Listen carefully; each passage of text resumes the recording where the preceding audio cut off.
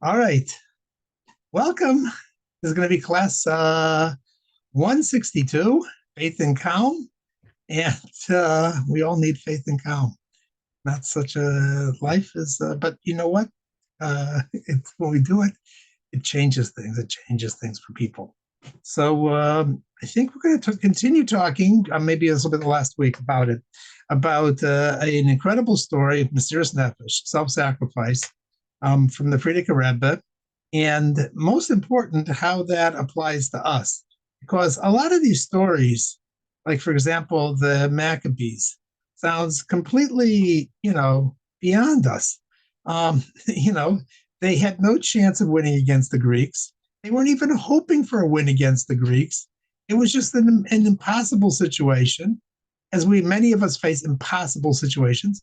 And they said, this is a principle. Judaism has to go on, and we're going to fight the Greeks, and we're going. And they stood up again. They didn't have any hope for success, and they won. They won. And the same story happened again with the previous Lubavitcher Rebbe. This was 1920s. It was Soviet Union. The vast bulk of religious Jews lived in the Soviet in the Russian area, and in Poland and so forth like that. And they were deliberately trying to snuff out any future for the Jewish people. It started slowly. Under Lenin, it was possible still to be, a Jew, which was difficult. But by the time the Lubavitcher, the Frierdiker Rebbe's father passed away in 1920, it started getting very tough. And the Frierdiker Rebbe was following the will of his father, and was Chabad at that time was really not an outward-facing group. It was a small group, not compared to other Hasidim like Belz or Ger or something like that, where there are hundreds of thousands of people. Chabad was a very, you could say elite. You could say it was really just, the Chabad Rebbeim were not trying to pander to the masses. That's one way to put it. They, it was very demanding. It involved a lot of internal work. And the Maimorim and the Sichas and how Chabad was operating was really mainly for rabbis, mashpim, shoftim, communal workers. And that's how the Frierdiker Rebbe understood his role. And that's how he was speaking. And then all of a sudden he started noticing Judaism is falling apart in Russia. The rabbis are fleeing for their lives, but they're fleeing. Mikvahs are being shut down. The schools were being shut down, and he sent representatives out to check on what the situation was. One of them was Shimon Gorodetsky, the young Bacher, and they went from town to town to town, and they came back with a report. And when he came back with a report, the Frierdiker Rebbe made him sit down, tell him the whole story, and he started explaining what was happening in each town. This synagogue shut down, this shul shut down, this mikvah shut down. And the Frierdiker Rebbe was a softy, and he just started crying and weeping tremendously. And so Simcha said, "I have to stop." The Frierdiker Rebbe said, "No, you got to tell me everything." And it just went on for hours and hours, this tremendous outpouring of tears and just crying about what was happening. When he left, Simcha Gorodetsky left the room from the Frierdiker Rebbe. He encountered the mother of the Frierdiker Rebbe, and she said, "You look like you've seen a ghost." And he explained what had been happening for the last few hours. And she said, "I don't know what's happened to my son. I mean, he's just like, I raised this kid, but I just don't recognize him anymore. He is such actually, because such a what? Softy, whatever. I don't know what he was. Yeah. He, but because he grew up. He was known in the town as a little boy. There's an interesting story about the Frierdiker Rebbe. He was when he was a little boy. One time he was experimenting, as little boys do, and so there was a goat, and he saw this goat, and he said, "I wonder what this goat would like, tobacco, which is snuff, tobacco snuff." And so he put it in his nose. As you can imagine, the goat went berserk, and the people in town said, "Oi, the Rebbe Rashab only has one son, and this kid's going to become the Rebbe, and he's such a stiffer, which means he's such a troublemaker." but he was a troublemaker in a good way. And here's how he was a troublemaker. He came up with a plan, and he said, "Here's what we're going to do. We are going to, just like the Maccabees, we are going to stand up against the Soviet Union. We're going to stand up against Stalin. We're going to stand up, and whether we have a chance of winning or not." And he sent Bahram, and he sent representatives town to town to town, reopen the synagogues, reopen the mikvahs, reopen in secret and underground.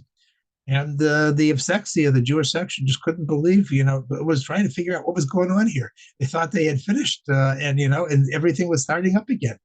And Did you say the Jewish asphyxia? the Avsexia, the Jewish section of the Communist Party, that's what they were called, the Avsexia. They're the ones that were like tracking down the Jews and trying to get them in trouble. They were trying to be more communist than the communists. So although religion was sneered upon by Stalin, and it wasn't good to be any kind of a religious leader, nevertheless, the Jews, of course, had to show how they are more patriotic than anyone else. And so these Jews, they were at the forefront of making life miserable for any rabbi, any Jewish institution in the Soviet Union. It's a sad story. So when they were trying to open up all these schools again, and so they were the ones who informed on them. They would inform on them to the secret police, which in that time was called the GPU. Later, okay, it was called thank the you. GGB. Yep. Sorry to. No. Thank you for explaining that. So one little story for that period of time, I thought it was very interesting. So there was the Frierdiker Rebbe left in 1927. He was living in Leningrad. When he left Leningrad, there was an old rabbi who was in charge there. His name was Rabbi Katzanella Bogan. Rabbi Katzanella Bogan passed away, and there were elections for a new rabbi, no, new Rav, a new posek for that town, for Leningrad. Leningrad was an important city, so there was a competition. There were politics. There were votes. There were the Hasidim in the town who wanted one candidate, and then there were other people who wanted the non-Hasidic for them to be the Rav of the town. No secret Rav. No. There wasn't. No, yeah, but there was still officially, Judaism was not banned, so there could be an official Rav. So the Hasidim were very much in favor of having the Hasidic Rav. They wrote the Frierdiker Rebbe, and the Frierdiker Rebbe said, "No, vote for the other guy." And they wanted to know why. I mean, they did. They obviously did, and he became the chief rabbi of Leningrad. So there happened to be one businessman who decided, "I'm going to find out who this guy is." Because I know he was close to the previous Lubavitcher Rebbe, but I don't know who he was. So he goes to his house. He knocks on the door. He tells him, "I have no place to stay. I need to stay in town for a couple of days. Can I stay with you?" And the rabbi says yes. So he's staying. He's the house guest for a few days. One of those nights, there comes a man to the door, an older man, and he tells the Rav of the town. He says, "Listen, I don't know what to do. I've been told by my place of work that if I don't work on the Sabbath, they will fire me. I will have no food. I will have no place to eat. My children will be out on the street. And all my life I've been from, and I just don't know what to do. I just don't know what to do." So the Rav sits down with him, and he goes through and he says, "I'll give you a plan. You have to," and he goes through with him for a couple hours, explaining each thing that he can do to appear like he is working when he's at the office. He can do this, but he can't do that. He can do this, but he can't do that. He can say this, he can't do that. And he gives him a whole agenda and a whole list of things that he's supposed to do. And he leaves, and he's somewhat relieved. The next day, a Chabad Chassid comes. And the Chabad Chassid has exactly the same story. They came to him. They told him he's being fired unless he starts working on Shabbos.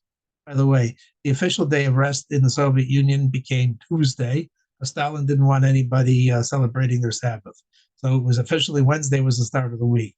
So that was the Soviet Union, just to give you a picture of how it operated. So this guy comes in, and this guy has the same problem, but he's a little different person.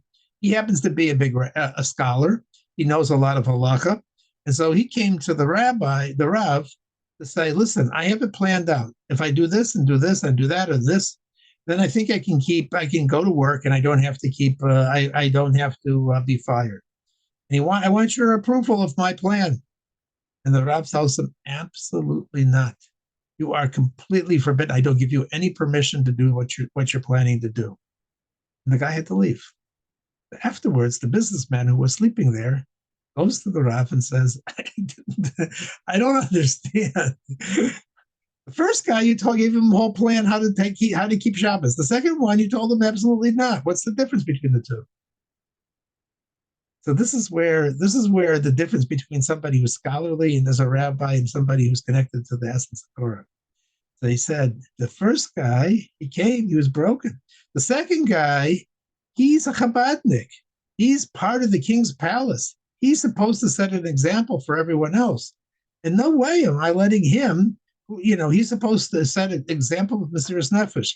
Mesiras Nefesh, self-sacrifice, is not something, martyrdom is not something Judaism asks for. But on the other hand, there are times in history and there are people who it's called from. Rabbi Akiva was busy teaching little children. Teaching little children is not something that you have to give your life up in order to keep going. But Rabbi Akiva said the famous line, which is quoted in the Gemara, that if there are no baby goats, there will be no big goats. And therefore, this is the time where we have to put everything on the line. We have to stand by principle. And whether the Romans will do what they do, and we'll have to rely on God. And that is partly why this is such a big holiday, is because when the Frierdiker Rebbe went into prison, he did not do anything in the way of nature to try and make sure that he would survive. When he was in prison, he was supposed to stand up whenever they came into the prison cell.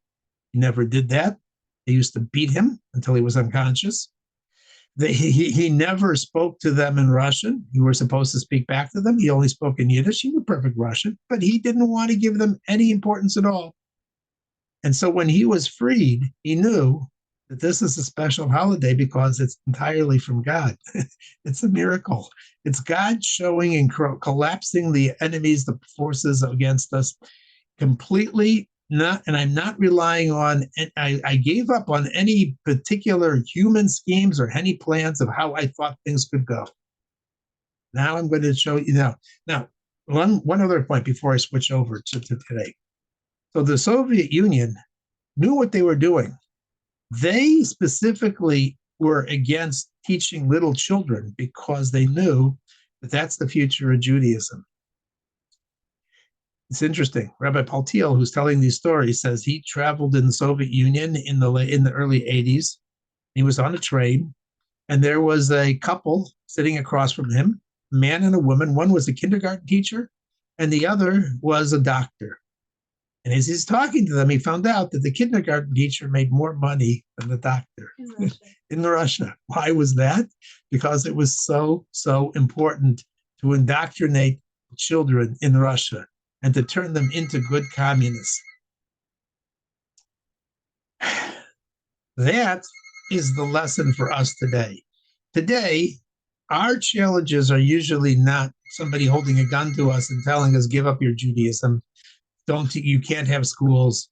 You can't have kosher shoftim. You can't do Judaism. You can't go to shul. You can't do that. On the other hand, it's very interesting that in a certain way, we're losing these battles even more than when people were struggling for it in the Soviet Union. Many Russian Jews come to America, and they're very, very passionate about their Judaism. And after a few months here, they're all busy with trying to get their house and their car and their business in order and the money and all the other kinds of stuff that you do in America. And the Lubavitcher Rebbe said, wonder why is that? And that's because there is a battle of self-sacrifice in every generation for the Jews. And the sacrifice and battle here is, what is my principal mission here? When I am busy in the, can we just drop it here? Yeah. Just hang it up. Yeah. So, yep. So, yep, back to where I was. So, this challenge, the challenge of our generation is little things. How much intention do we have when we're praying? How do we treat other people? How do we behave as a Jew when we're involved in our day-to-day activities? And it's those little compromises that really bring us down and bring us to another. So each generation sees, the kids see, and they see, you know what? Father is not 100% devoted. Mother is not 100% devoted primarily to Yiddishkeit. They have other concerns, other issues, other things that they're busy with, and so forth. So when we focus very much on our Yiddishkeit, that is the battle. It's not. It's a quiet battle. It's a small battle. It's in the little things, but it's interesting. The little things are the things that really make a difference. And this is the story I really liked that it hit this home. And that was, in New York City, there were two mayors. One of them name was David Dinkins, and the other one was named Rudolph Giuliani. I think one came after the other. Giuliani keeps second. David Dinkins saw that there was a lot of crime in New York City, and he decided, you know what? The way to fight crime is to fight the big stuff. Don't sweat the little stuff. So he let the little petty crimes go. Whatever they were doing, they were doing. And he only tried to focus the police on the big, important crimes. It didn't work. New York City was a disaster in those days. Anybody who knows, there was you went down and the subways were covered with graffiti. The streets were full of trash. There were panhandlers on every block. You would stop at a traffic light, and these guys would try and say, "Can I wash your windshield?" And if you didn't let them wash your windshield, they would smash your windshield. So and of course, they were doing it for money. They would say, they wash your windshield, and then you have to pay them. So it was really the town was out of control. Giuliani came there, and he said, "I'm going to sweat the little stuff," and he cleaned up the city, and he got rid of all these people on the streets. And it just changed the whole city. It's a livable city. It's impossible to be there. So that is the challenge of our generation, of an America, and who we are and what we're supposed to do. It's about it's mysterious nefesh, not like in the Russia, but it's clearly we have godly powers inside of ourselves to be able to deal with every kind of situation. And there's small situations each day, but they're challenges where we say, I could either give in and make it easy for myself, or I could work a little harder. And that is the challenge that we have today. So with that, I will turn over the microphone to my wife. And I wish you a very easy fast on Shvaz B'Tammuz. And I think we'll start talking about more about Mashiach and about the Beit HaMikdash and about in the coming classes. And okay. Go ahead.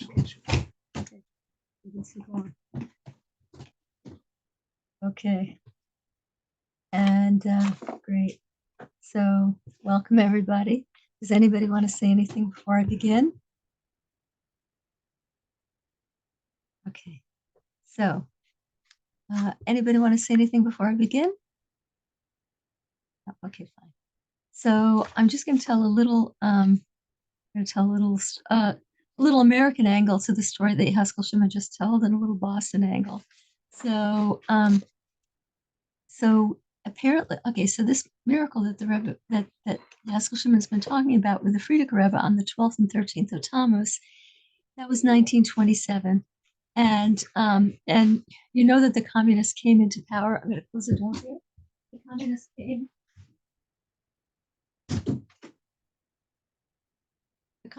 The communists came into power in 1920, and they closed every school, every shul, everything, and the Rebbe stayed. The Frierdiker Rebbe stayed. We know because there were so many Jews there, and they needed somebody to help them. And but apparently the miracle of the Rebbe's release, even though he was arrested in 1927. The miracle, Hashem started creating the miracle all the way back in 1910. In 1910, this was before Frierdiker Rebbe was Rebbe. His father was Rebbe, the Rebbe Rashab, and the Rebbe Rashab called 5 Hasidim, 5 of his devoted followers, big rabbis, all of them, and he gave each one of them a mission. And I'll just skip to the mustard. He sent one of them to Boston, and and in sending that guy to Boston, that was a key link in saving his own son's life 17 years later. So So can I just ask you, I'm sorry to interrupt, but Yeah. he's in Russia. He sent someone to Boston from Russia. He was telling people, he get he on was the telling boat people, and get I- on the boat and go to America. Okay, just yes, wanted to. like he sent somebody to Israel, and he told them, get ready for Jews because they're going to come in droves. And the guy could not figure out what the Frierdiker Rebbe was talking about. Like maybe one person went to Israel a year from Russia. One person got out or something, but the Rebbe said, just the Jews are going to come in droves. I want you to get ready for them. And he sent somebody else to a different place in Russia. And the youngest one, whose name was Dov-Ber Rabinowitz, he sent to Boston. And Dov-Ber Rabinowitz, he did a lot of good stuff. He brought, he immediately sent, he saw the situation in America. He immediately sent for 50 shochtim from Europe, 50 kosher slaughterers, because, to improve the kashrus in America and things like that. Anyway, let's speed forward to 1927. The Frierdiker Rebbe is arrested in the middle of the night. One of his daughters goes out, and nobody had telephones, right? So one of his daughters goes out, and what did they have back then? They had like telegram boxes every couple of blocks. They would have a place where you could send a telegram. She sent a telegram to Boston, to this guy in Boston, this Dov-Ber Rabinowitz, and the telegram was 2 words long. Tate arrested. I guess that's a word in Russian too, or Yiddish or whatever. The father has been arrested. And he knew immediately what to do. First of all, this Rabinowitz, was like a brother with the Frierdiker Rebbe. He was so close to him. The Frierdiker Rebbe considered him like a brother. And so this guy in Boston, he immediately called his son in Springfield, Massachusetts, Peretz, and Peretz was a lawyer. And he said, Peretz, you have to drop everything. The Frierdiker Rebbe was arrested by the communists. And they all knew this is like, the Russians didn't fool around. This is life and death. And the father said, you cannot lose a second. You must do something. You cannot lose a second. And your brother Oscar will help you. So he had a brother Oscar in Boston. Brother Oscar worked for the IRS, and he wasn't a big shot at the IRS, but he was an extremely well-respected person, especially in Washington, D.C. He was constantly going to Washington, D.C., not for work. He was constantly going to help people who were in trouble, not for any pay. He didn't get paid. And everybody in Washington, he was known widely in Washington and widely respected, because everybody knew that everything that he did was simply to help other people without any pay. And so they didn't have planes, right? So maybe Orville and Wilbur Wright did invent a plane before then, but still it was not easy to get a plane. So they took the train from Boston. It stops in Springfield, picked up Peretz, the lawyer, and the lawyer brother, and they went straight to Washington. And Oscar said, we don't have a second to lose. We have to go to the top. We're going to go to Supreme Court Justice Brandeis. Brandeis University is named after an extremely famous Supreme Court justice. I think his first name was Louis Brandeis. And so they get in a cab and they rush to this Supreme Court Justice Brandeis's office. And the secretary sees Oscar. She says, Oscar, how are you doing? It's so good to see you. He said, I must see Supreme Court Justice Brandeis immediately. And she said, oh, he would be so happy to see you. He's always so happy to see you, but he can't see you because the Supreme Court is in session.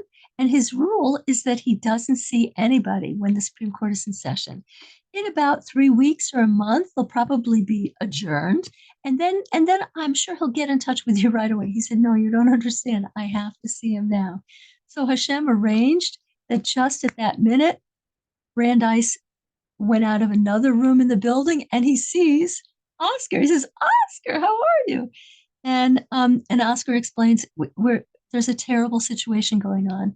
The Lubavitcher Rebbe, the Lubavitcher Rebbe has been arrested by the communists. And Supreme Court Justice Brandeis sat down immediately and he said, the Prince of Israel, the Prince of the Jewish nation. And he said, we have to do something right away. And he called one of his underlings, not such an underling. He became an extraordinarily famous person. I think he wrote the UN Charter. He's an extremely, his name was Cohen. He said, stop everything you're doing for the Supreme Court. Now you're doing this. You have to go to, and he gave him the name of 3 senators. You have to go to these 3 senators and you have to explain to them that we have to save the life of this Jewish rabbi in Russia. And if they say, what is it? What business is it of ours to care about this Jewish rabbi in Russia? What do we care? And you'll explain to them that there are 300 Chabad shuls in America, and all your constituents are going to be. They get spiritual nourishment from this guy. They're going to be very upset. And so when you tell a senator about constituents, that means more to him. So these 3 guys got together, and the three senators all agreed to help, and they together went to the State Department with this guy Cohen, and the State Department said, "Whoa." A representative of the Supreme Court justice and three senators are walking in, and they told the State Department what was happening, and the State Department's guy said, "No problem. I'm sending a telegram immediately to Russia saying that free Rabbi Yosef." In English, his name would be Yosef Isaac.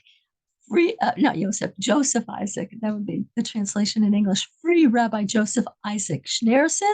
He has done no crime. And then the State Department said, and not only are we going to send it, we're going to have every U.S. embassy around the world flood Russia with the same telegram, which is what they did. And eventually, for the Russians, this Rabbi Yosef Yitzhak Schneerson became too hot to handle, and they were forced to let him go. On his birthday, when the Rebbe was saying Tehillim, there was no, he never expected to survive. And he was saying Tehillim. He was saying, I think it's Parak 55, and he was up to the words, Pada b'shalom nafshi, Hashem redeems my soul in peace.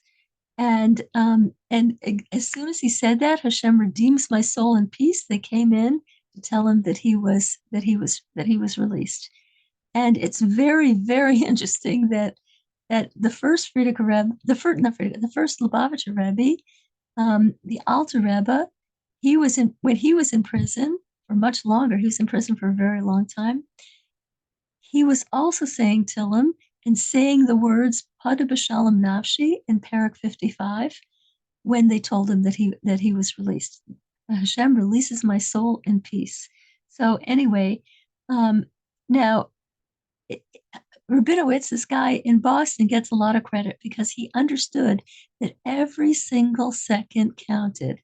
And the night that for example, the night that Frierdiker Rebbe was arrested, he wasn't the only person arrested. They arrested droves and droves of people, the communists. And that night they arrested 11 religious leaders.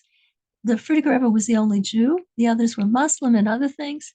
And so each one of them, they sent to Section 4.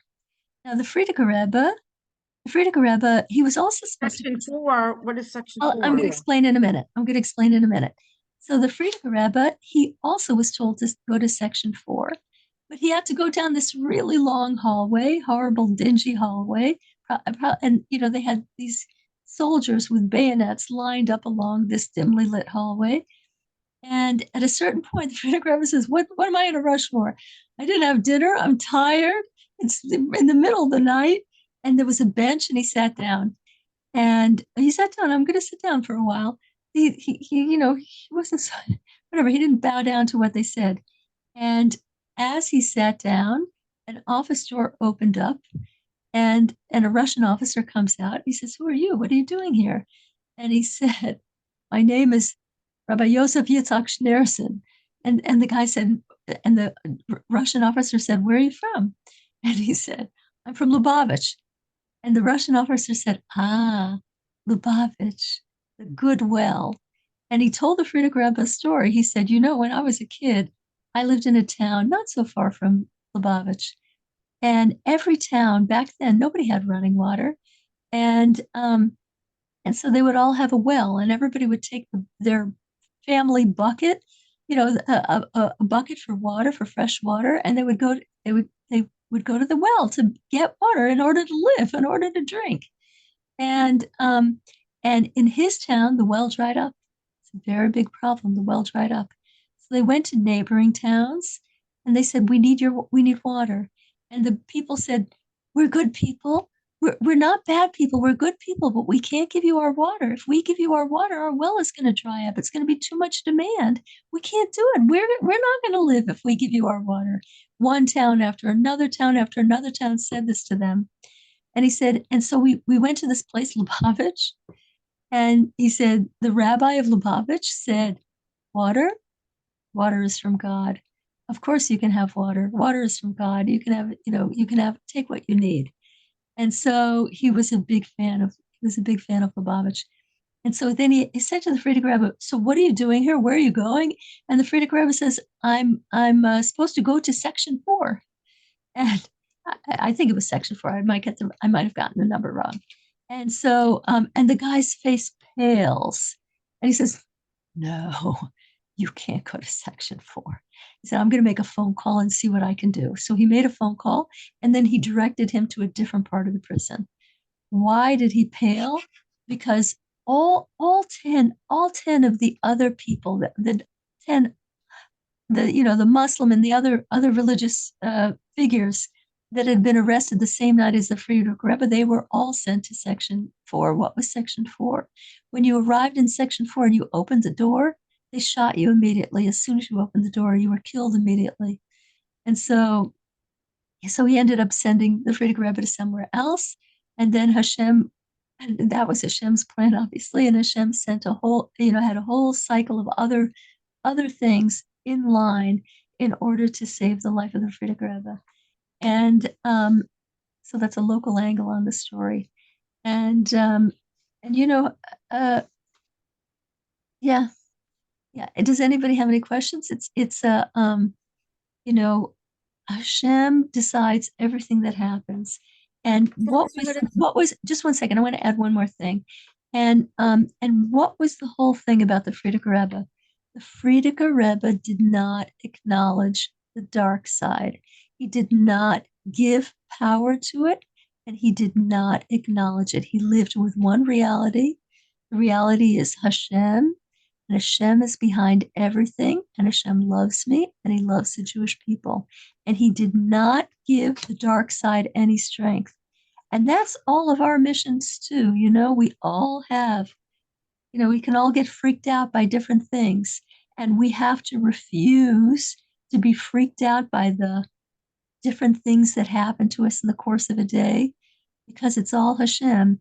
It happens to me all the time. Like something freaks me out, something looks really bad, and I can fall down. I could fall down, and then I say, Shalom Sehudis, guess what? This is Hashem. And so I just turn it over to Hashem. I said, Hashem, this is you, and I'm not going to be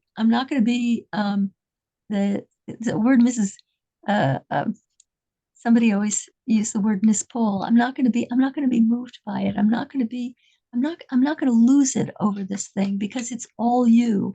And I know you're good. And what I need to do is stand up and trust you. So anyway, I'm sorry. You wanted to ask something now? You know what? I got distracted because I was following the whole story Yes. when you said that every in every country, the United States, what's it called? Right, you said that they said a message to every country's They sent it to the embassy, U.S. embassy of every country, right? embassy in every country. In every country, Yes, right? So then I got distracted because I was thinking about all the countries, and I didn't remember. I don't remember the beginning of the story of why the Frida Rebbe was sent to Section 4. So could you just connect that gap? So the US communists Assembly- were planning to kill him that night. The communists were planning to kill all of them that Right, and because he met this guy who remembered Lubavitch and said, "Wait, Lubavitch is a good place. I want to help this guy." So he made a phone call and got Lubavitch and got the Frida Rebbe sent to a different area of the prison, which gave him longer to. who was the one that made the call? I'm sorry. Okay, there was an officer who. What did it have to do with all the countries' U.S. assemblies? I don't understand what that has, how the connection is from all the No. not the Okay. assembly. Okay. No. Okay. Okay. Sorry. That's no problem. Let's finish the first story. The first story is that all this thing was happening in America with this started by this Dov Right. Berkowitz in Boston, and he Right, got right, his right, kids, and they got Brandeis, and Brandeis got the senators, and then the senators went to the State Department, and then the State Department said, "We're on it. We're gonna send a telegram to Russia saying you can't fool around with this guy. You got to let him go. He did no crime, and we're gonna have our embassy in every single country around the world send the same telegram. You've got to free this Yosef Yitzhak Schneerson. He did no crime, and we're not going to put up with this." And So they were gonna. So all these countries sent a telegram to the Russian. Yes. And then I backtracked. That's probably where I lost you. Then I backtracked and I said this Rabinowitz was very smart because he knew that there wasn't a second to lose. B'derech hateva. In the natural way, there wasn't a second to lose because the Russians were intent on killing him and intent on getting information from him and all this other stuff. And so anyway, and I want to add one more very important point that okay, that's the explanation of how he got freed in the natural. Really, but it doesn't really matter if that the well was a good well. If all the countries sent telegrams, so that should have been enough for them to say, okay. But that wasn't in time. He was already arrested. It took a while. Right, so this was the very first night he was arrested. Nobody even, nobody knew how to contact him. Nobody, this was like within hours of his arrest that guy said, "You don't want to go to Section 4. Shana, yes, you have a question? Go ahead. I want to add some cute detail I heard yesterday that actually while he was walking, he decided he wanted a cigarette. That's right. And that was why he sat on the bench. And that's right. I know, I just find that to be something so endearing and worth he's like, "No, I'm not ready." And that's actually, you think cigarette smoking is so terrible, but that's what saved him. Because if he wouldn't have been sitting there just enjoying a cigarette, the guy would have thought, "Oh, he's acting guilty. He's acting, like a prisoner." Like he just did what he wanted. He was never a prisoner. He was never a prisoner. That's a wonderful. Yeah, I love that. Wonderful way to put it. He was never a prisoner. Yeah. So if you backtracked and you said that he didn't end up having to go to Section 4. To Section 4. Right. And so what happened with all the letters, and how did he get freed in the end? Because you said you backtracked. What happened to what? When did they release him totally? You said they released him about. He actually lasted in prison. Go after instead of going to Section 4. The whole ordeal took so after they didn't they forgot the plan that they were supposed to kill him on the spot. Then they started torturing him to get the names of his collaborators, who are the teachers of the Jewish schools, where are those Jewish schools? And he kept saying, I'm not telling you, and they kept torturing him and holding a gun to his head and all sorts of stuff, and beating him, and he would not crack. But they thought, well, okay, we'll try and get some useful information from him. We want to close these schools. He knows where they are.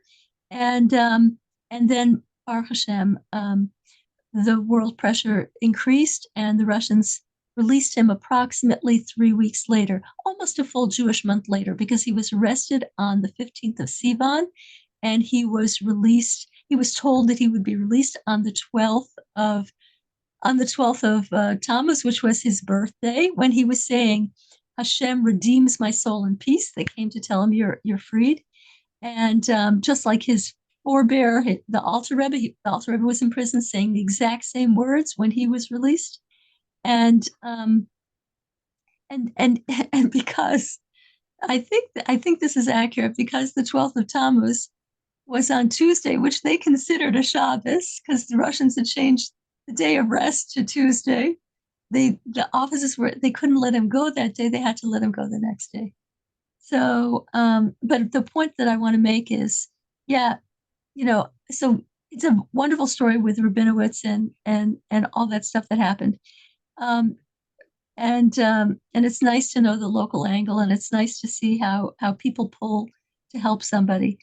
It But shows that there's not a lot of anti-Semitism. I mean, if all these countries were willing to vouch for some rabbi that was in Yeah. prison, but it might have been the American embassy in each one of those, and they're under orders from the State Department. I think it was probably right? Okay, so it's really that the Americans were in Yes, favor. It yes. has nothing They to do with the stood- other countries. Yes, they stood The behind him. American embassy. Yeah, they stood behind him. That's still And a big thing. Like, what did this rabbi? What did he mean to these exactly. And Brandeis American was embassy? very You said constituents, but I don't really know what constituents have to do with. okay. So I'm sorry. No problem. listening No problem. intently. Brandeis was very smart, and he realized these senators are also not going to care about an Orthodox rabbi in Russia. What do they Right. care about him? And so Right. he made it into a scenario. This is the spiritual leader of hundreds of synagogues in America. They all rely on him for their spiritual nourishment. And if we don't stand up for him, then you're going to lose all those constituents. If you don't, if They won't vote for you. they won't for vote your for next you. election? They won't vote for you. And besides, I think some of them were Jewish, these guys that he got. Maybe not. I'm not sure. Wang, Morris, I don't know what their names were. And but anyway, I want to say that that in the end, it really was Hashem that released the Frierdiker Rebbe, just like it's Hashem who always does everything. And because the Russians then and the Russians today are not pussycats for world pressure. They can stand up to the most amazing world pressure and still do the stuff that they do. So it's that's the nature of Russia. So anyway, it was Hashem. And I want to bring it up to date. You guys know that every single Lubavitcher Rebbe was arrested for teaching Judaism, every single one, including ours. Our Rebbe was arrested only extremely briefly. He was arrested on Purim in Paris for because he had been so moved by Purim. He was living with his wife, and he was so excited about Purim. He said, "I have to go out and talk to people about this." And he went out and he saw a Jew and he started talking to him. And then more and more and more and more and more people gathered because he was so interesting. And then the French arrested him because they thought that he was organizing that you have to have. They said you have to have a permit to make such a meeting. And they took him off to jail. And you know who saved his life? Or not saved his life, who got him out of prison? A very famous rabbi, Yosef Ber Soloveitchik. And he later became a huge Boston figure. Anyway, that's what I'm going to say for tonight. And it's already late. So it's already late. So I'm going to continue. We'll have more next time. Oh, I'm going to turn off the recording. If anybody else has any more questions, feel free to